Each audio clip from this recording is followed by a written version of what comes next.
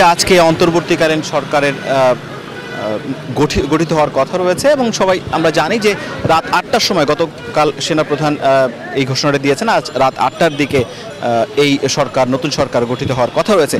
তার আগে আমরা সকাল থেকে আসলে বঙ্গভবনে আজকে উপস্থিত ছিলাম এবং আমরা দেখার চেষ্টা করছিলাম বঙ্গভবনে কোনো রাজনৈতিক দল বা দলের সদস্য এখানে আসেন কিনা, কারণ দু একটি রাজনৈতিক দল বঙ্গভবনে আসার আগ্রহ প্রকাশ করেছেন। তারা চেয়েছেন যে রাষ্ট্রপতির সঙ্গে কথা বলতে, তাদের দাবি এবং তাদের প্রস্তাব জানাতে, কিন্তু এখন পর্যন্ত আমরা কোনো দলের প্রতিনিধিকে এখানে আসতে দেখিনি। তবে আমরা যেটি দেখেছি সেটি হচ্ছে যে দু একজন মাঠ পর্যায়ের সাংবাদিক, ইউনিয়ন পর্যায়ের সাংবাদিক তারা এসেছেন স্মারকলিপি নিয়ে।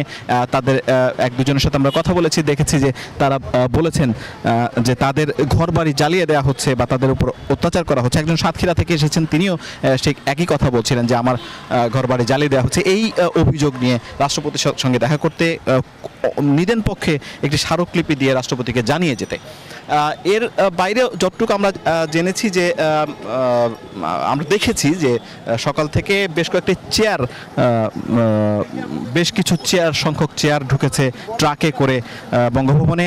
জানতে পেরেছি যে প্রায় 400 জনের মতো অতিথি আজ এই শপথ গ্রহণ অনুষ্ঠানে দাওয়াত পেয়েছেন বা তারা আসবেন এবং সে কারণে এই চেয়ারগুলো ঢুকেছে। অর্থাৎ প্রস্তুতি পর্ব, যেটি বলা হয় শপথের প্রস্তুতি পর্ব, সেটি কিন্তু এরই মধ্যে শুরু হয়ে গেছে বঙ্গভবনে। এবং আমরা নিরাপত্তাও দেখেছি, নিরাপত্তা কিন্তু বেশ কড়া হয়েছে। এরই মধ্যে বেশ এক প্লাটুন সেনা সদস্যরা দাঁড়িয়ে আছেন, একাধিক এপিসি আমরা দেখতে পাচ্ছি সেনাবাহিনীর। যদিও তেমন কোনো শঙ্কার ঘটনা এখনো পর্যন্ত নেই, বাট বাড়তি নিরাপত্তা ব্যবস্থা আমরা সকাল থেকেই কিন্তু খেয়াল করছিলাম এই বঙ্গভবনের সামনে।